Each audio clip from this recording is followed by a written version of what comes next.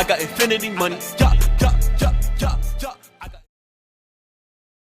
So you want to start a BTB gaming channel where we game and play Fortnite and Call of Duty. Fortnite, we run some 2K, we get a Minecraft server going, it'll be great. You know what? That sounds like a good idea. And that I can cook in 2K. You can cook in 2K? Okay, I could cook in 2K. Yeah. But welcome back everybody to the Beyond the Backboard Podcast. Wait, that was the intro? Yes, that was the intro. And guess what, guys? I'm having so much audio problems that I'm not wearing my normal mic today. But we're not letting that spoil the fact that we finally hit double digit episodes, 10 episodes. We finally fucking did it. Thank God. Right? Huh. And 10 episodes, guys. I ran out of fingers to do this. I don't know if I can do this for any more episodes. I don't think he can either, but it starts off with some solid news. James Harden has been traded from the hellhole that is Philadelphia to what's considered the other hellhole of the United States, Los Angeles. No, wait. Last I checked, Hoboken, New Jersey doesn't have an NBA team. That's facts. Hoboken, New Jersey should have an NBA team. That is facts. No, it should not. What? No, yes, there's so many people in New Jersey that would love that shit. Come on, it's better than East Rutherford. It's better than Newark. I'm not hauling my ass to Trenton to get a New Jersey team. I think that's perfect. You cannot pay me. You cannot pay me to go to Hoboken. Doug, that thing is. It's not. All right, relax. It's not that bad. It's literally like New York, but better. No, it is not. It's so much worse. There's no reason you would ever go to Hoboken. Why not, dude? There's amazing scenery all over the place. Like, you get to overlook the river and see New York City and shit like that. It's pretty romantic. Yeah, I could just go to New York City. Like, I used to bring my exes out there. Like, it was fun. It was fun. Dude, it's not as bad as you're making it out to be. That's what I'm trying to say. Maybe it's not. Maybe I'm sleeping on Hoboken, but I feel like you are sleeping on Hoboken. There's piers, there's expensive restaurants, there's boba. It's every city though. That's every city. Boba.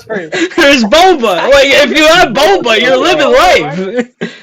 I can go get boba right now. I can go get boba right now. City. Okay, we can both agree New York clears. But this is an NBA podcast, guys. Yeah, this is an NBA podcast. I gotta say. Back to James Harden. Yeah, back to James Harden. He was traded for, I wouldn't say a bag of chips, but I would definitely say a haul in which doesn't command his actual value. And I feel like let's be honest here, I do think that a lot of the value that he's losing is just because of what kind of drama that he is creating within organizations that he's been in for the past couple of years. For the past couple of years, we've seen Harden request a trade to play specific somewhere and then not play that play, then play there for a little bit and then end up not playing. So, that being said, I think the Clippers fleeced. Yeah, they fleeced them. Fleeced them pretty bad. Honestly, I feel like that's like a package you get for. I feel like Harden went for a bag of chips and a Walmart gift card. That's a solid take. That's solid. The Walmart gift card is off the first round pick. You keep sleeping on it, bro. I want a Walmart gift card. That's what I'm saying. It wasn't that good of a trade. That's why I compared it to like the pick. You know, the pick is good. Like, you can get a lot of stuff from Walmart with a nice Walmart gift card. So that's first round pick. You never know what you're gonna get with that. Everything else, bag of chips. Pick your flavor. What is it? Marquise Morris is gone or whatever. I mean, I think the key player in that package was Kenyon Martin. Am I wrong? Or Kevin Martin? He's the worst player by far. He just got. Yeah, but he is pretty solid. He's a solid young player. No? Really? We're not even going to praise him a little bit. No. I'm sorry. All right. I guess we're shitting on KJ Martin, I guess. No, we don't have to, but like, you brought him up like he's the best player in the package. I'm just not familiar with your game yet. Well, wait. Let's back it off. Let's back it off a bit because then if he's not the best player in that package, who is it? The pick. Tatum or Morris, probably. No, not the pick. We're talking about the player specifically. You were talking about Robert Covington, Marcus Morris, and 2 other bench warmers. Who's better than KJ Martin in that specific package? The pick. Everyone but you just named them. All 3 of them are better. What? You really would say that. You really would say KJ Martin is worse than all of those players. The pick is definitely the best part of this deal. Okay, I can understand that one, Earl. Thank you. I think that was the main gist of everything. Oh, I'm pretty sure I could go pick some players off my junior varsity basketball team that's better than KJ Martin. All right, I'm not saying all that, but yeah, exactly. Like it's kind of crazy. I'm saying I don't think Martin just like makes the whole package. Like, yes, now that he's in the package. But then what made the package? The pig. I mean, obviously the pick, bro. But we're not talking about picks. We're talking about the player. Philly got 3 solid bench players. Because at first, Daryl Morey wanted a superstar. So then all of a sudden, you just get something based around picks. I mean, that's just life, got bro. 3 bench players. Sometimes you think you want something, then you get hit with the real life scenario where you got to take what you can get and survive.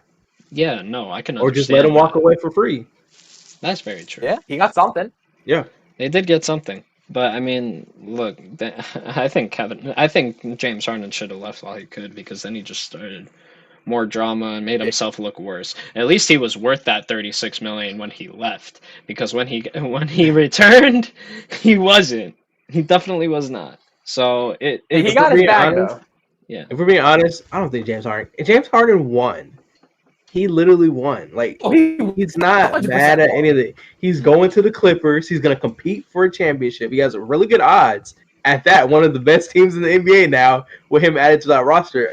James Harden is chilling, and he beat Daryl Morey. He still made Morey make a move that he probably didn't want to make in the first place. James Harden won the offseason. He won the fat suit contest. He won the negotiating contest. He won the no trade clause contest. He won getting whatever he wants as a spoiled NBA player, respectfully. And he's going to help them win games. It's just a fact. He won. Yeah, honestly. The only guy, when you put it that way, he got his bag. He got out. I hate that the 2 players who won the offseason are the 2 players who are holding out without a no trade clause in Lillard and Harden. But low-key, they did kind of win this offseason. You guys keep this conversation going. I gotta go get a phone charge. I'll be. I'm sorry. I had to dip for a second there because my dog was being a little bit. I had to go put him in the other room there, so I apologize for leaving. Where did we leave off? Oh, basically, I just gave a whole rant about how James Harden won his offseason situation. He won the fat suit contest. He won getting that money, signing into. Did you say he won that? Wait. That flew past me a little bit. Did you say he won the fast food contest? No. I said fat suit, but that works too. That's fire. It still works. But yeah, he won. Like he went to the team he wanted to. He made Daryl Morey look silly and get a package he didn't even want in the first place. And he's on a team and he's gonna compete for a championship this year, and he's won one of the best games in the NBA. So I won't say James Harden. Oh yeah, it is James Harden. Sorry. I wouldn't say best teams in the NBA. One of the best teams in the NBA, yes, hands down. We can't act like they're not. They're better than the Knicks by far. Come on, bro. Don't even shake your head. Stop it. Don't embarrass yourself on TikTok when this goes for the clip. Let me school you real quick. No. For the past 3.5 years, has the Los Angeles Clippers even been out of the first round? Y'all play on the Easy East, bro. It's literally called the Easy East. It doesn't matter. It does. You know what's crazy? Everybody's saying that. Everybody's saying the East is so easy. Okay, guess what? The second place team right after because the Denver Nuggets were 10 wins in front of everybody for some reason. Yeah. And then everybody dropped down, bro. I swear to God, the second place team was the Boston Celtics. And then the third place team was was Philadelphia, and then Cleveland, and then it was who was on the West Coast last year? Who was on? You're saying it's easy, but it's not though, because they have basically the same schedule with different teams within their conference. LeBron James, when he was in the East, he ran through the East. The East was okay, East, but literally. they play the same exact games. They play the different people. They play each other. Everybody plays each other. What is the West? What do you? But if they Huh? have the same exact win count as people in the East, the first place of the East, Because or you gotta mix in, like you gotta mix in. Okay, yeah, I wouldn't wait. That was a mistake. Not the you gotta same. mix in East Coast and West Coast games. Is what I'm That's saying. what I'm saying. But when it comes to East, it's easy in the East, bro. The East is not as I deep think as the there's West. just The West far- is literally 10 teams deep.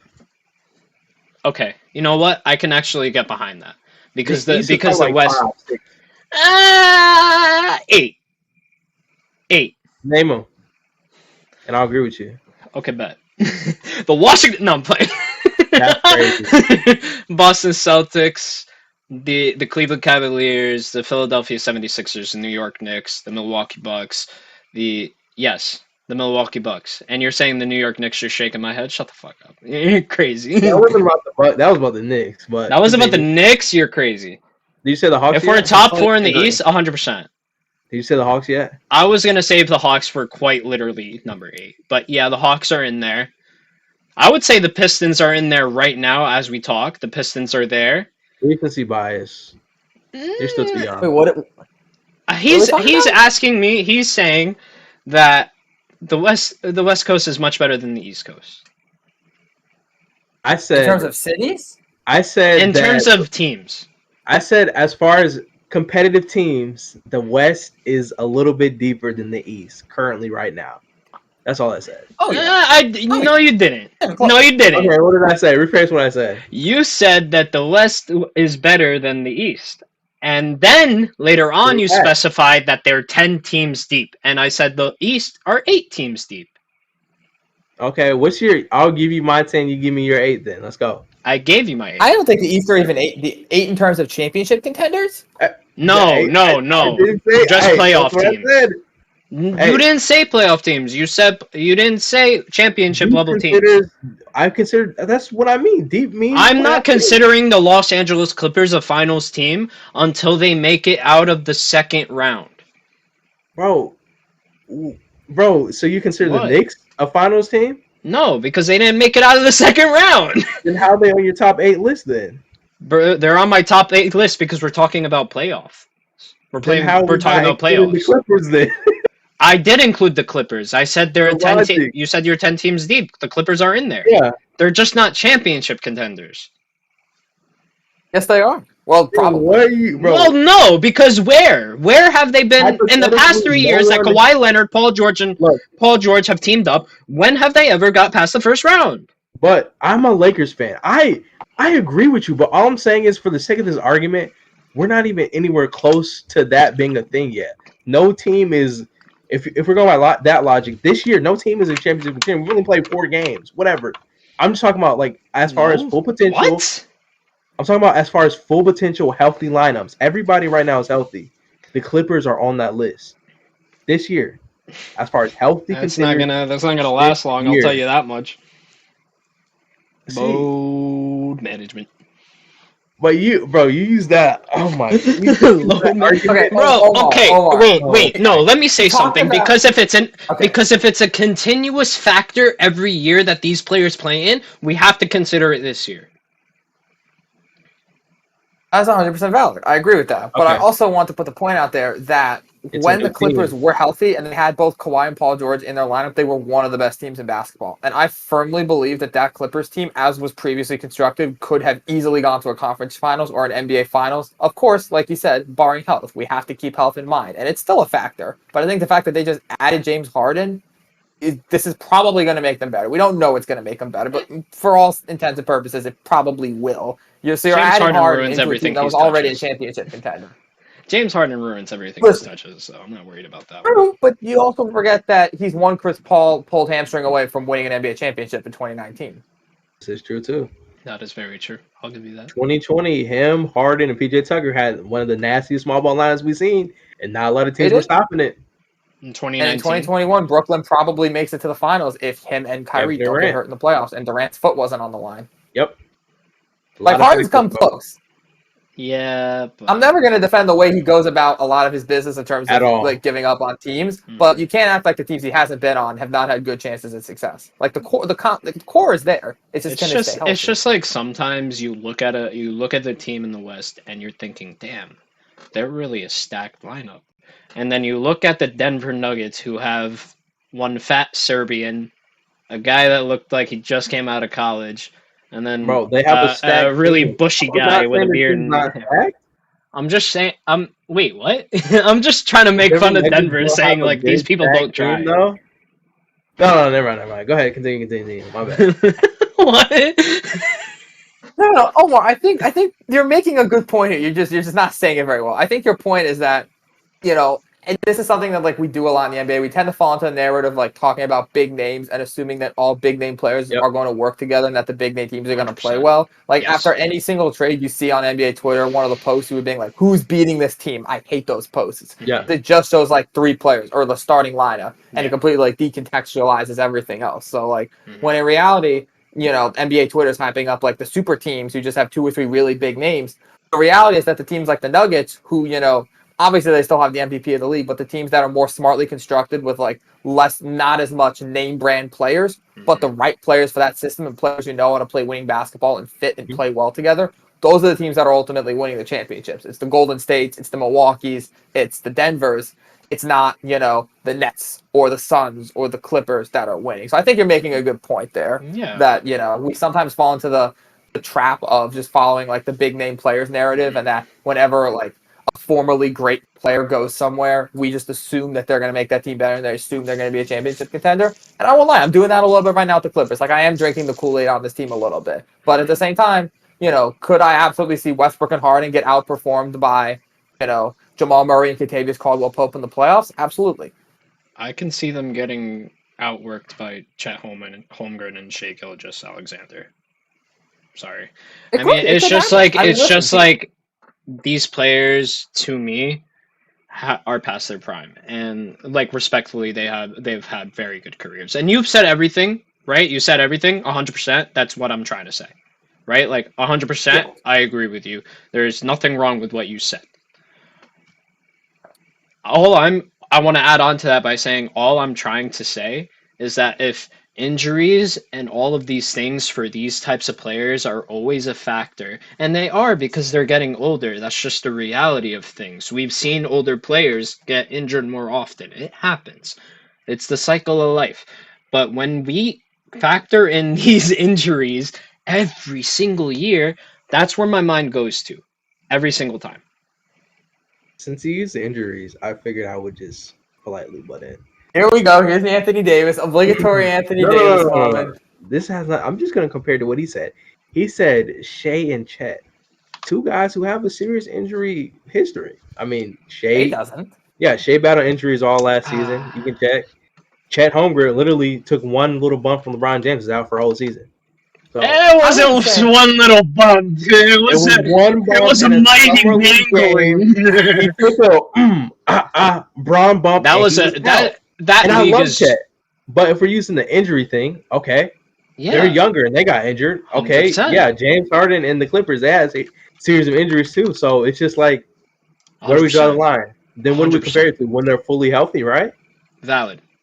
100%. And then I think we can put the caveat in there that they are championship contenders, barring health. And obviously that's the thing for every team. But you're right, Juan. The Clippers are at a heightened risk of health. I think, there's probably a better chance of guys like Kawhi or Paul George having some sort of severe injury just because they do have a history of it. They probably are more injury prone than like the average NBA player. So it's definitely something we have to talk about with the Clippers. But I think we do talk about it. I mean, rarely do I think we ever talk about the Clippers and not mention the load management or, Kawhi and PG not being there for the playoffs more often than not. Like that is fairly talked about, I feel like. And as long as we keep that in mind, I think we can still say like they have the roster more than likely to compete for a championship. But at the same time, you do got to keep in mind these last couple of years we haven't seen them in the playoffs. But I'm still a believer that if they're healthy, they can make a deep run. But if you ask me if they're going to be healthy for the playoffs, I'm probably not telling you yes, to be honest.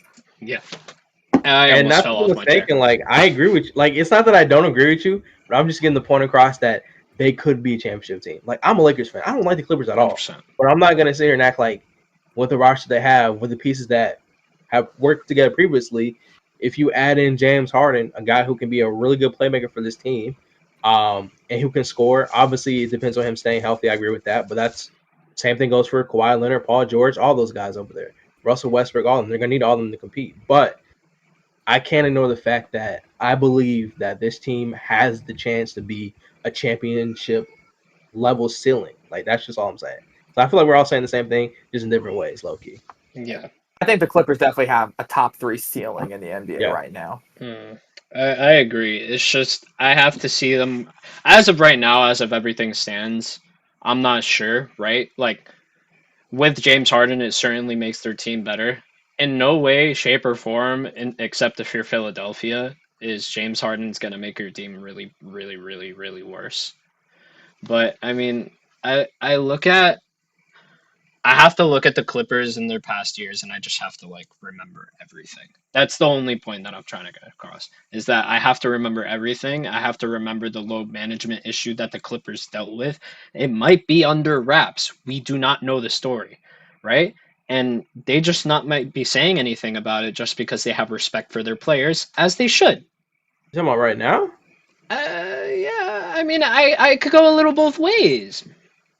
Wait, you're saying they're injured right now, but No. I'm saying Oh. in terms of last year, right? I was Right. about to There was say, there was a lot of moments where we just saw PG on the court, and then all of a sudden he disappeared. Kawhi had that injury almost all year, so I'm not gonna say anything about that because Kawhi Leonard is Kawhi Leonard, and I know he's gonna give at least 20 to 25 a game, no matter what you put him in.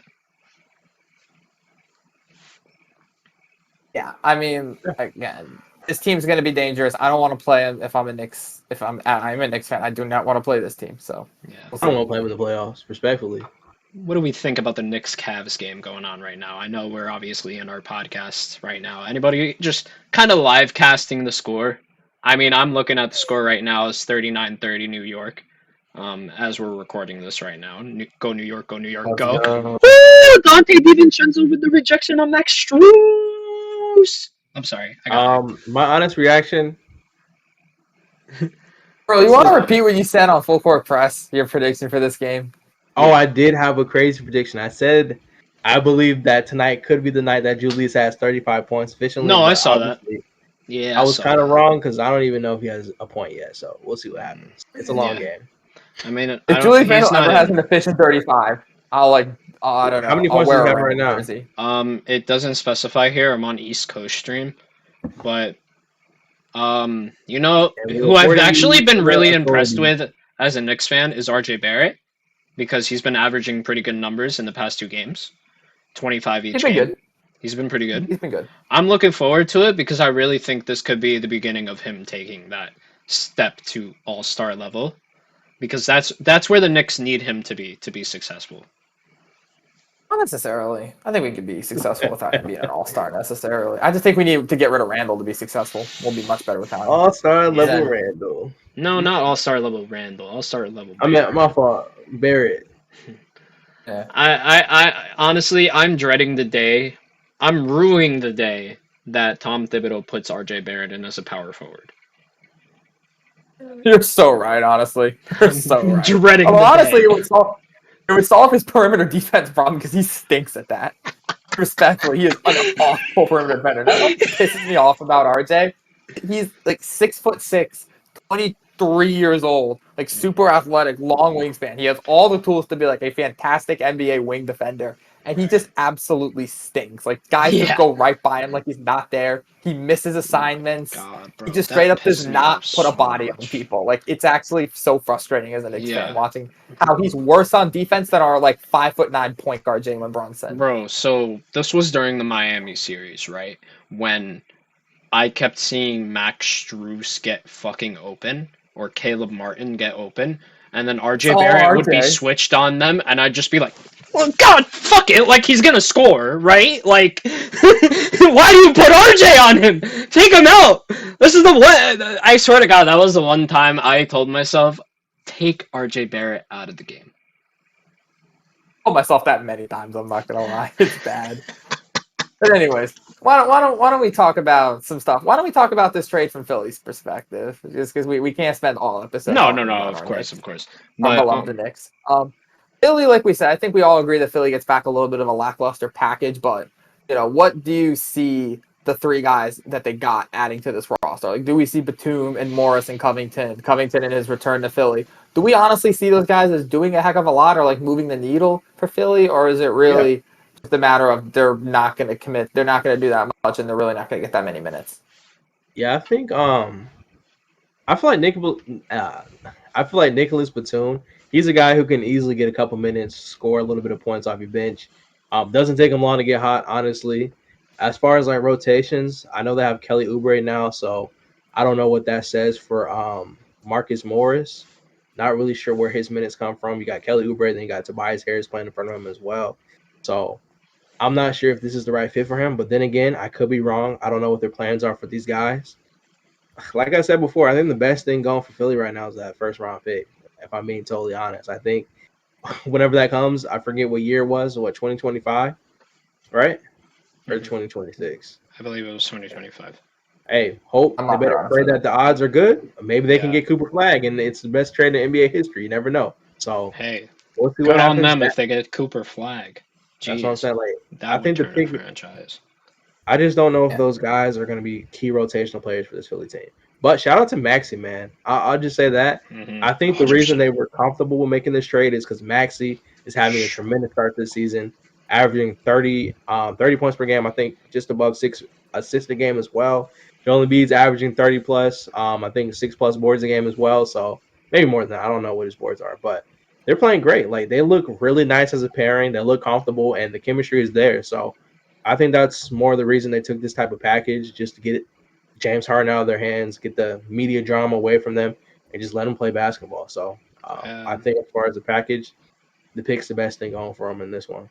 Yeah, I definitely I agree with everything you said. I think there will be a couple of players probably going to have key minutes like Nick Batum, KJ Martin. However, I don't see minutes in the other players that are in this trade. Frankly, I mean they have Okay. those pieces. So KJ Martin's good enough to get minutes, but Batum isn't. Okay. No, Batum is. That's what I'm saying. Nick Batum and KJ Oh, you Martin said are Batum. both. Okay. Yeah. Both of them are going to get Covington's not minutes. bad. I'm sorry. Oh, Covington maybe. Yeah, Marcus Morris and who else was in that? Just to clarify, go for it. Morris, Batum, Covington, and Martin. Yeah, only one player is not going to play. All right, yeah, maybe they can make a. They could probably. Yeah, They will Stacey most Martin. likely make a difference. Philly's offense has been fast and quick and efficient for the past couple of games, and Robert Covington fits in there. Robert Covington is a shooter. That's what he's known for. I think he can thrive in that offense. Yeah, I just find it funny how like Philly has kind of in one move gone from like a team that's depth is questionable to now they're like probably one of the deepest teams in the league, like low key. I wouldn't say They have deepest team. One of. Like they got some solid guys coming off your bench. Like they got 4 guys in that trade who can play. Man, KJ Martin probably can't play, but they got 3 guys in that trade who can play. And like they already got Morris was Oubre. Like a before they got 14+ point Oubre, per we were game. talking about their depth problems. But now they got those 4, and it's like okay. Yeah.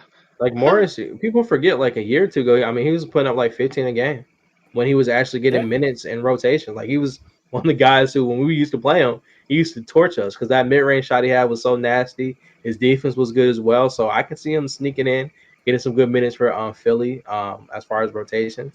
Covington as well. He's a catch and shoot guy.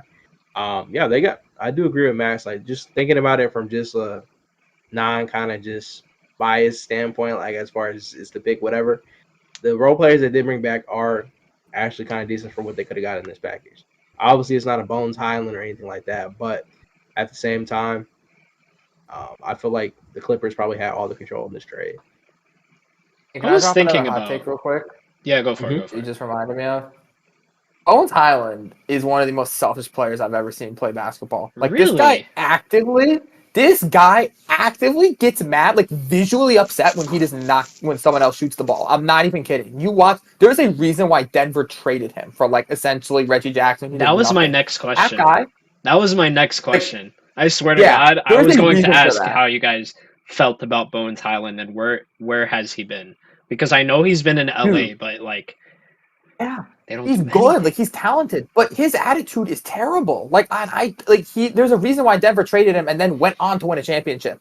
If there was one guy that could have stopped Denver last year, it wasn't like anyone on the Heat, it wasn't anyone on the Lakers, it was Bones Highland. He would have imploded that team from within because of how Wow. selfish he is. And he literally will complain you'll see him complaining on the sidelines if he doesn't get the ball in a possession. He plays the game like a fourth grader, like in a rec league. It's actually unbelievable. Because the guy's good. I can't question his skills, but my God, is he immature. And there's a reason why Denver shipped him off. There's a reason why the Clippers don't want to play him. Because he's selfish. And I don't know about you. That's the same way I feel about Cam Thomas. They're both great players. I would never want to step forward on the basketball court with them. Because I know I'm going to hear it in my ear afterwards. Cam Thomas is mad selfish. Again, there's a reason why the guy drops 40 points and then couldn't stay in the rotation. Think about that. No other NBA player would be like that. The only other NBA player who I've ever seen like that is Alonzo Trier. There's a reason he got cut, even though he was hooping for the Knicks. Think about it.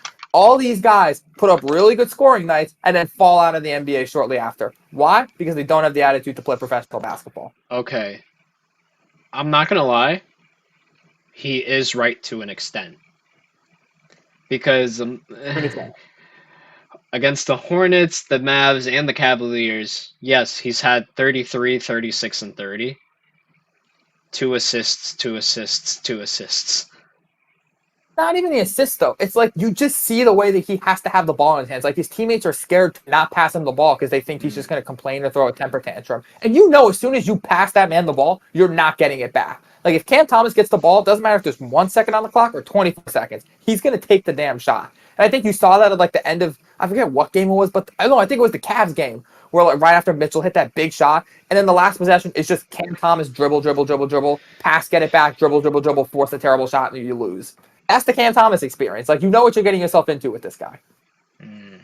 He's a I never bucket, thought of it like that. until he's not. He's a bucket, but he's got the attitude of a fourth grader. I don't like Randall. It's similar to the way I feel about Randall. That's similar to how you feel about Randall, but I don't think Randall plays like a fourth grader. He plays like an intermediate fifth grader. Crazy. Yeah, that's fair. That's fair. He'll pass if he's falling out of bounds with 3 guys on him and he absolutely cannot shoot. Yeah, no, I've actually been proud of Julius Randle. He's been passing the ball. Hear me. I know what it sounds like. I know. That's why I did that. But he hasn't been taking those stupid step back threes. He hasn't been. Every shot where I felt like I had PTSD because this man has literally taken bad shots in those positions before. I would get PTSD. I would think he's going to take the shot, and then he doesn't take the shot. He passes the ball to a better option. Say that one more time. But he still wasted the whole My shot bad. clock, though. I'm 5 for 28. Oh. No, 100%. We're not talking about his shooting. We're talking about his passing ability. So because now it shows that he's shots willing he to missed share in the that ball. game, all the shots he missed in the game were just wide open shots, or what? Not wide open. I wouldn't say that. Omar, I implore you, watch Randall and just look at the people that are open around him. The amount of times that Grimes is open or Quickly's open or Brunson's open and he does not pass them the ball, either period or until the end of the play when they're not as open. If you pay attention, you will notice. I promise you. Grimes could get so many more looks if Randall just decided to give him the ball when he gets doubled, but he doesn't. That's the problem. You gotta. This is the problem, Omar. Omar, you gotta take the Knicks sunglasses off. You just gotta open it, look at the sun, enjoy the sunlight, and see the truth that Julius Randle sometimes you have to this. No, I agree with that. That's what I'm saying. I'm saying he hasn't been good at scoring, but he's been good in other departments. He's been good at sharing the ball. Why? I know he's getting a lot of assists, but that doesn't mean you're a good passer. I'm not saying. The same thing that I wasn't even mentioning. It's the same thing that you have with Westbrook. Westbrook gets a lot of assists, but I would not call him a fantastic playmaker. Fair enough. Knicks There's a difference between guys who know how to pass and are willing to pass, like guys okay, I know I'm sorry for getting so Knicks centric, but we do this every episode. We do this every podcast. It's a staple. We do. Bro, we were just up 10 points. Now we're within 4. Yeah, this shit. It's Quentin Grimes. Grimes' philosophy is he'll get the ball, and if he does not have a shot, he'll pass it. Yep. That's how he works. Randall's philosophy is I'm going to get the ball, and I'm going to work until I get a shot. I'm going to ISO. I'm going to dribble. I'm going to waste the whole clock. And if there's two guys on me and I'm falling out of bounds and there's 1 second on the clock, then I'll pass. And then and only then will he pass. He thinks that if he scores the previous possession, it's his turn to go again. Like no one else, like I deserve this shot. Regardless of what the defense is showing me, 100%. I deserve to shoot again because I just scored. And you can't win with people like that because it's not, we're not playing 1-on-1. We're playing 5-on-5. You're not entitled to shots just because your name is Julius Randle. You're not entitled to shots. He is a 2-time All-Star and an All-NBA player, but you're not entitled to anything. You should be playing unselfish basketball because that's the best way to play basketball. Look at Nikola Jokic. That guy's one of the best passers ever. But he's also one of the great scorers in the league right now. A guy can put up 30 points in his sleep. If anyone was ever entitled to shoot, it was Jokic. Yep. But he passes more often than not, and he holds the ball for way less time than Randle, and he makes his teammates better. Whereas Randle is actively stunting the growth of guys like Quentin Grimes, who can't get shots because of Randle. Guys like Quickly, who don't get to run the offense because of Randle. Guys like Isaiah Hartenstein come off the bench and pass great, and the ball moves great when he's on the floor. When Randle's on the floor, the number of passes per possession drops astronomically. And I don't even need a stat in front of me to tell me that because I've been watching the games and I see this. I see the way that the ball moves with the second unit and then just stops in the first unit. Just because Randle can score 20 to 25 doesn't mean that he can get away with this. That doesn't mean he should be absolved from having to play basketball the way it was meant to be played by passing and trying to get open shots for your teammates. That's why I hate on Randle. Not because I don't think he's a good player. He's a great player. But he uses that to justify his actions and entitle himself to try and score more and put up better counting stats. Yeah. Which is also why he doesn't try on defense ever. Randle just does not care about defense at all because he's saving his energy for offense. He knows he's about to do dribble, back down, spin in the post, and try to score. He doesn't play defense because it's not a counting stat. The only time he'll actually put effort is when there's a stat on the line, like a rebound or a point. That's when he tries. But he doesn't try on defense, which is half the darn game. And while it might not be a counting stat, that's what you need to win basketball games. So that's why I hate on Randle, just for the record, because he's not a winning player. He's a great player, but he's not a winning player. Julius just got dunked on by Tristan Thompson. There. I forget everything I just said. You get dunked on by Tristan Thompson. You don't do it. I watched Perfect that. timing, dog. I watched it and I reacted to it. I don't know if you guys saw me. I was like I went like this because I saw it happen in front of my eyes. But I do have to add something. I do want to, before we continue, I do want to add that I agree with everything you said. Because last season that was the case. I'm talking about the past 3 games. There's nothing different. I haven't seen anything different. I have. I personally have. Do you know how little you have to try on defense to get dunked on by Tristan Thompson? You know how little he didn't even get the ball out of his hands! He didn't even get the ball! I just watched the replay. The hand was on the ball! Like, I could probably block Tristan Thompson dunks now, and I'm 5'8". So get Julius Randle off my team. 4% battery on it. Get Julius Randle off my team. Please. Thank you. Thank you. He finally said it, y'all. We can applaud. Wait, you guys have been saying, like, I am just trying to support my team, okay? When I think you can do that, Wall, if I'm being honest. I love the Knicks, but supporting them, sometimes you need to tell them the harsh truth. I love my Knicks, and I think we have a lot of players on this team that would do a lot better without Randle. And I think the best thing for this team would be to trade Randle. Quentin Grimes could be an all-star. I'm not even kidding. He could be an all-star caliber player without Randle. Are you serious? What? Do you really think Quentin Grimes can be an all-star player? Yes. Without Julius Randle on his team taking all his shots and running the offense to him, I legitimately think he could be like a Bud Light. He could be a Miller Lite version of Klay Thompson. I'm not even kidding. The kid's got it. He's got fantastic defense, plays unselfishly. I think he's one of the best shooters in the league already. He just doesn't get to shoot ever. If he could ever develop some sort of isolation or off the dribble game, he could legitimately be like a fantastic all-star caliber. Like, he could be at least as good as RJ Barrett is now. In a very different way, obviously. Very different skill sets. But in terms of value added to a team, he could absolutely be at least RJ good. Mm-hmm. That's a hot take. Also, my laptop has 2 minutes left of battery. So if we're keeping this episode going, I gotta switch to my phone. Okay. Okay. We're taking a little pause, guys. We're gonna take a little pause so Max can switch to his phone. I'm on my phone. And we're back. I'm on my phone now. Woo! My laptop was dying. I was talking too much about Julius Randle. Yeah, too much about Julius Randle for us to Julius continue hacked your that. phone. It's But okay. let's talk about more news coming out of the NBA. Obviously, we could talk about Mhm. where do you guys think Philadelphia stands now? Well, not Philadelphia. Where do you think Joel Embiid stands right now on if he wants to be traded or not? Mm, I don't know, man. I feel like for the time being, I think if Maxey wasn't playing as good, maybe he'd be a little bit more frustrated. But for the most part, he's got a young guy who's willing to win. Hasn't had any problems previous as far as team fit or just eye fit in general. I think he's enjoying it. Joel Embiid's been a guy who said he wants to stay with this team and he wants them to put pieces around him to win. And I think Tyrese Maxey being that key figure for this team, young talent. It's crazy to get the extension, but he's about to get it back this offseason. I'm not gonna lie to you, but Hmm. yeah, I think if Tyrese Maxey wasn't playing good, he would probably want to be moved. But right now, I think he's just chilling. He's just letting the season play out how it's gonna play out, and worry about the extra stuff in the offseason. Hmm. I Yeah. I'm starting to think the same as well. I'm not gonna lie because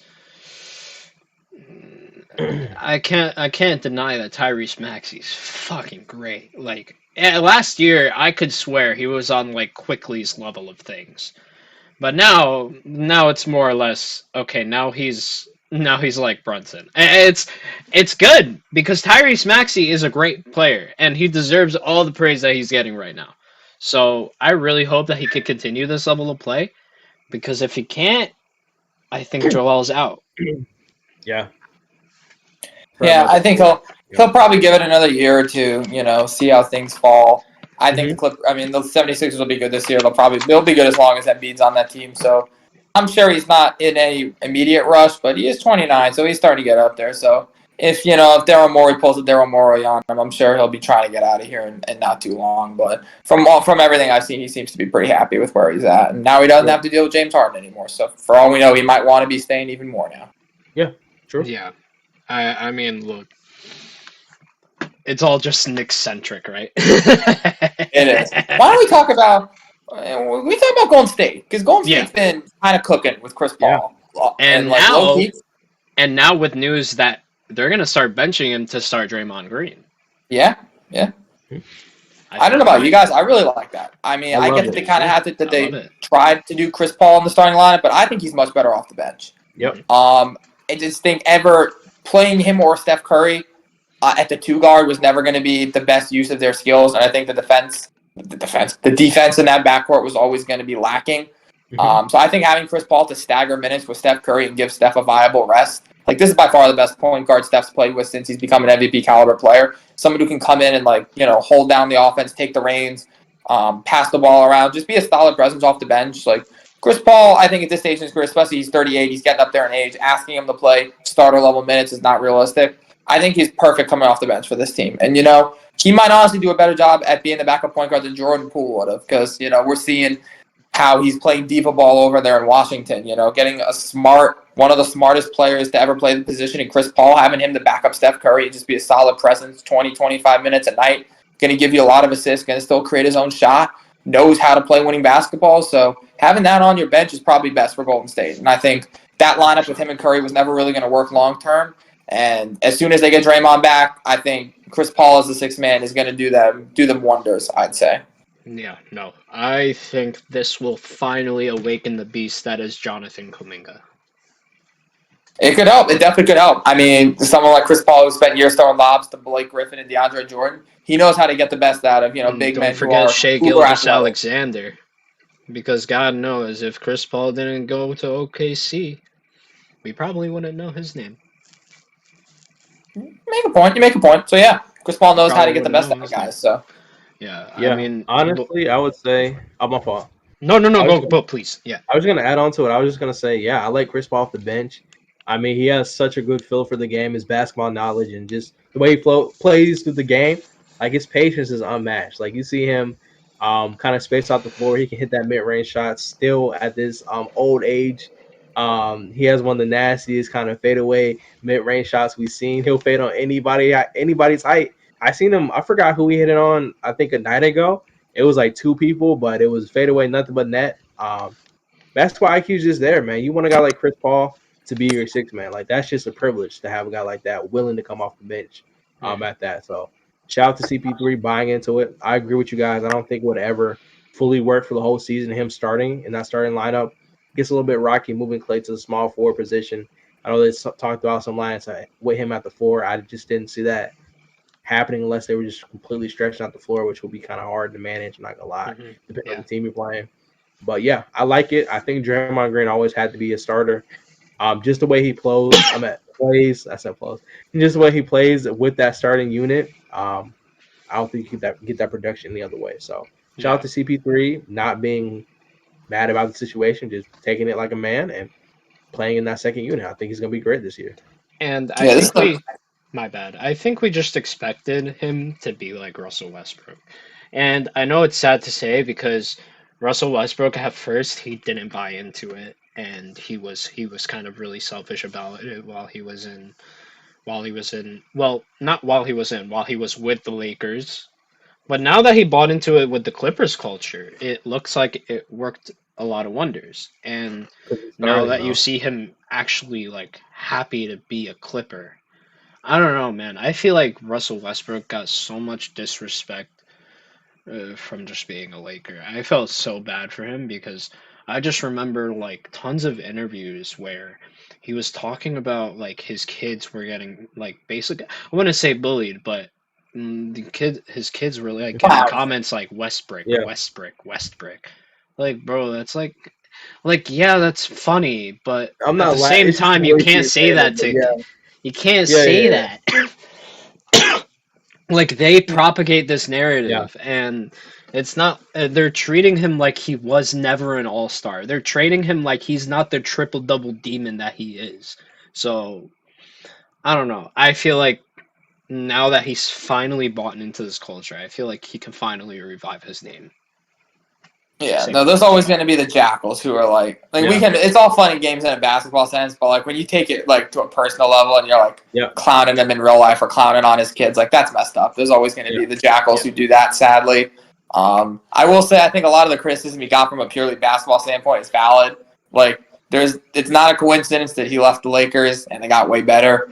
I know there was a lot of factors that went into that, but he was pretty darn bad for his time on the Lakers. But he has kind of invented himself on the Clippers, and I'm glad to see that. And of Yeah. course, you never like to see people take it too far and like start like hating on him to like a stupid degree or like bringing like his kids into it. Like that's just messed up. We can all Yeah. agree on It's that. really messed up. I just thought it was really messed up. It is, but you know yeah. what? There's people. There's always gonna be people like that. There's people who Photoshop Anthony Davis into like unemployment lines, like after he has one bad game. So that's sadly My, that's part of. There's a lot of No, degenerate. unfortunately that's honest, valid. No, I'm playing.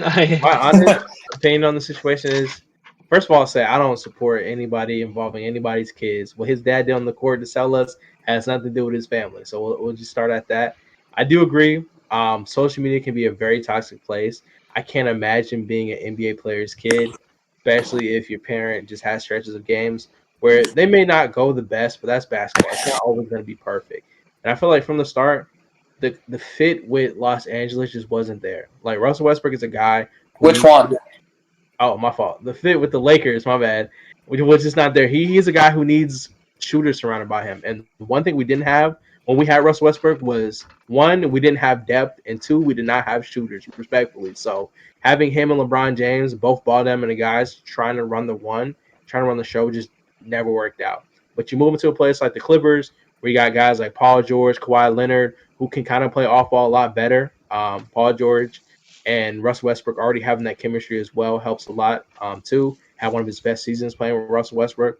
So I think it just 100% was fit.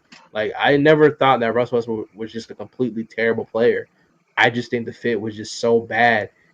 We had him playing a different brand of basketball that he just wasn't built for. He wasn't built to be a catch and shoot off ball playmaker. That's not what Russell Westbrook is.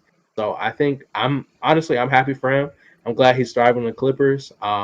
There's always gonna be trolls online, dropping memes and stuff like that. But getting at people's kids, that's where you kind of cross the line. I think players expect to get made fun of and stuff like that. But bringing kids into what I do admit, it got really toxic. So Mhm. shout out to Russ for being a good sport about it and kind of just transition over the Clippers and buying into that system. So Yeah. that's I kind of mean, my perspective as a Lakers fan.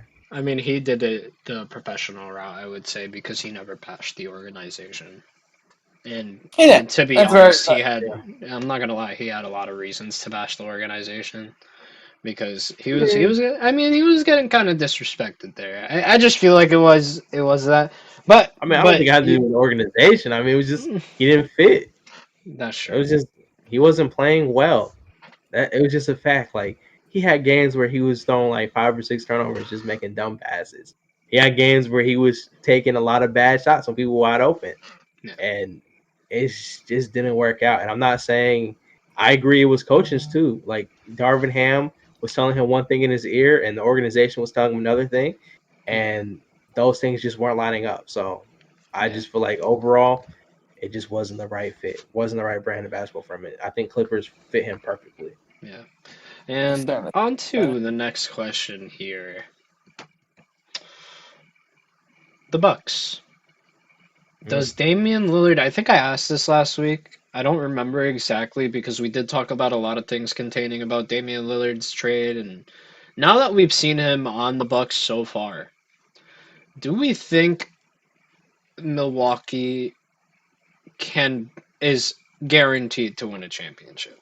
I mean, I don't think anyone's guaranteed to win a championship, but they do still have a chance. I feel like yeah, he had a bad game the other night, but what star doesn't have a bad game every so often? I think it's just learning, fitting in, learning curves, stuff like that. And I think in a couple of weeks, when we're like in week 3 or 4, I don't think we'll be talking about it. I think they'll be clicking a lot better, honestly. Hmm. I agree. Yeah.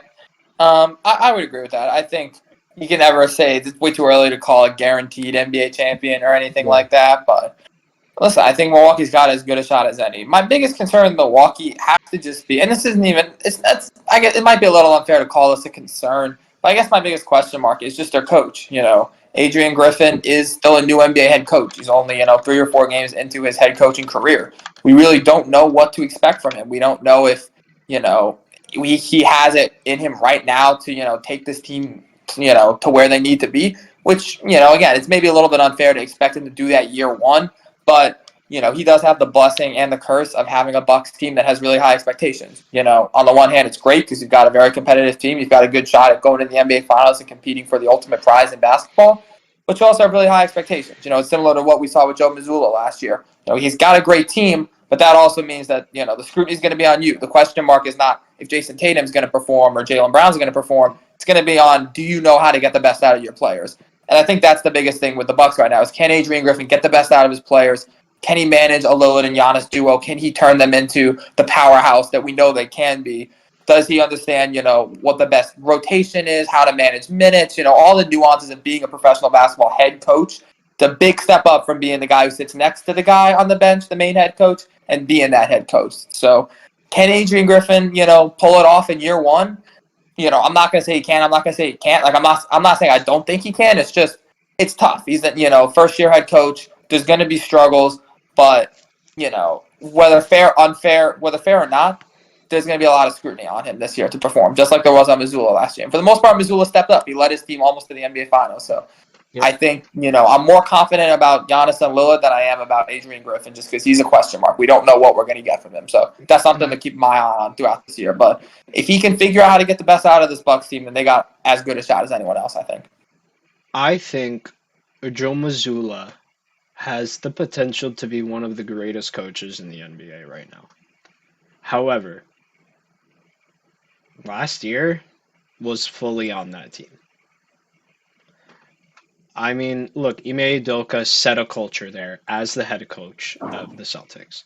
And Joe Mazzulla, whether people think about it or not, kind of followed that plan. I mean, I don't agree with a lot of the things Ime Udoka did during his time with Boston, like that whole mess of a situation. I do think he deserved to get fired for that.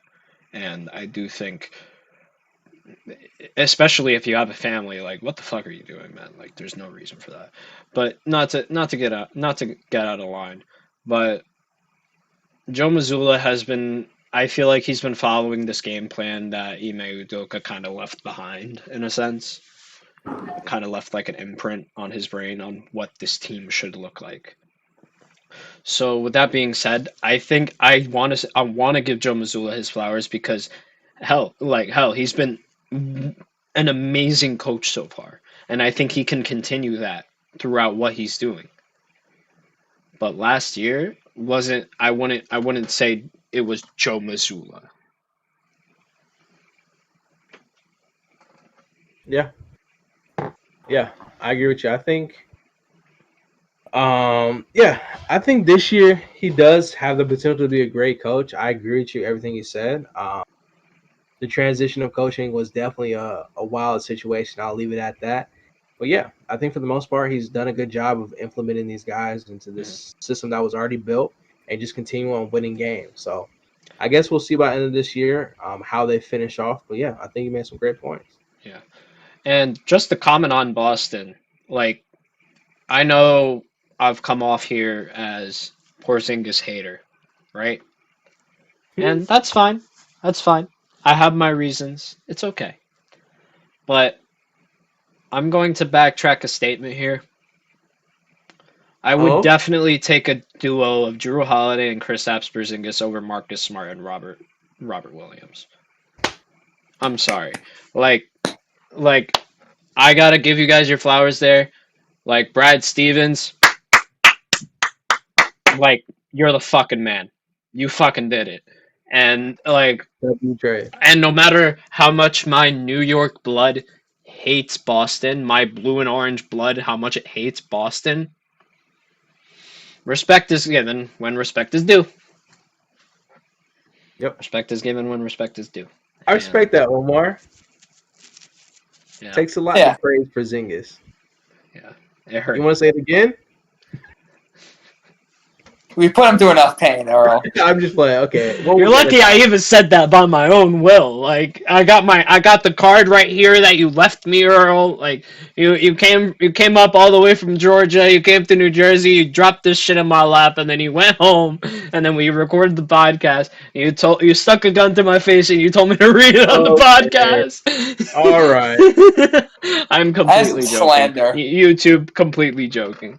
But no, but with all seriousness, And Porzingis and Fortnite Drew got it. Holiday have fit like a glove on that Boston team. I think Yep. you couldn't ask for two greater two better players to fit on that team.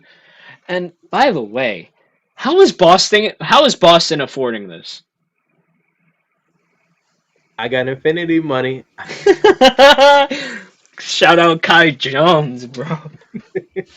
No, but seriously, how are they gonna pay Jason Tatum in a year and then continue to pay Kristaps Porzingis? I Bro, mean, they're as gonna long be as they're reaching 900 mil soon. as long as they're retaining their own players, they can go as far over the cap as they want to give them extensions. That's just how broken the NBA salary cap system is. So they can re-sign They're Tatum just for gonna have to whatever they keep want. paying more taxes on the money that they spend, though. Yeah, but it's Boston; they can afford it. So that just goes to show you how busted the NBA Yeah, you know salary what's system crazy? is. The Knicks can do that too, but we don't. Moral of the story is, kids, when you get to the NBA, choose a team and just work hard, and you can get unlimited money, infinite money like Kai Jones. That's all you gotta do. He got infinity of money. But to end off the podcast here, we're gonna get off in a couple minutes. But just to end it off here,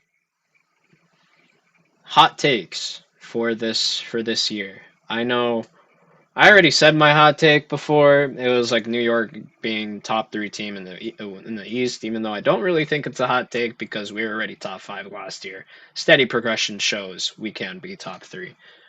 But another hot take is I think Detroit, Indiana. I think Detroit and Indiana will be in the Eastern playoffs this year. Okay. So do you mean play in or like legitimate Play in playoffs? playoffs. Play in playoffs. Like Like eight, like literally 9, 8, 7, 6.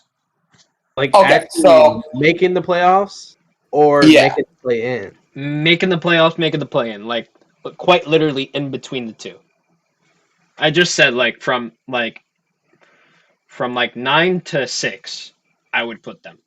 Right, but like are they actually gonna get the spot to go against like the 1 or 2 seed in a 4-game series? That's what we're saying. Or like is I that what you're see predicting? Or you're Indiana just saying you doing think it. they'll be in the 10-man play in? Okay, I see Indiana doing that. I see Indiana being either a 7 or 8. I don't see Detroit at 8, but I can see them at 9 or 10.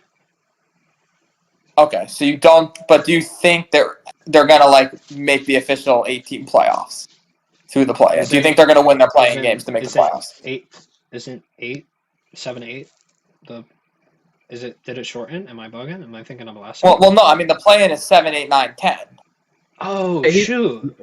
He's asking you, do you think Oh, I after thought it they was. finish I thought playing, will the. they I make the thought the playoffs? playoff picture started at 8. I forgot they changed No, it. no, no, no. The top 6 lock in, and then 7, I 8, 9, remember. 10 That's play for right. the last 2 spots. That's what I'm No, saying. then Like, no, then they're playing teams. My bad. I genuinely thought it was the No, older all good. playoff picture for a second, but no, yeah, My then definitely playing teams. okay, my okay. hot take is Anthony Davis, Defensive Player of the Year. That's what I Solid. got today. That's not a hot take. It's not a hot take. Yeah, give me another take. Give me Okay. another one. Give me another one. Hot take. The RJ guy's a Barrett will top be 3 defender in traded the league. by the end of next year. You say that again? RJ Barrett. Will be traded RJ by Barrett will be traded by the end of next season. Super hot take.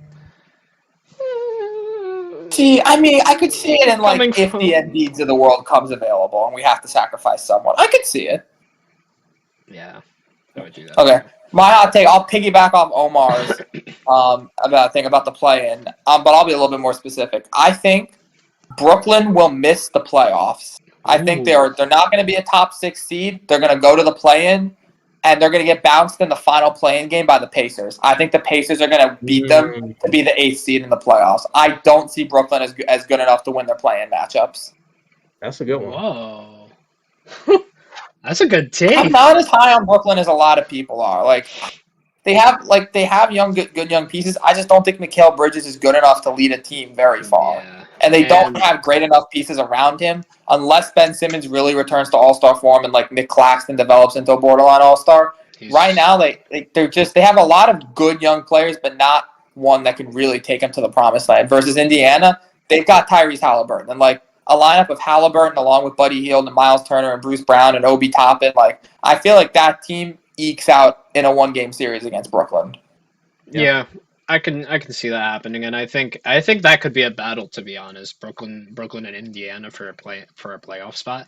That could be a battle, but only if Ben Simmons doesn't return to All-Star form. And I know everybody's like on this hype train. Oh, Ben Simmons is back. Ben Simmons is back. I'm sorry, guys. He's not back.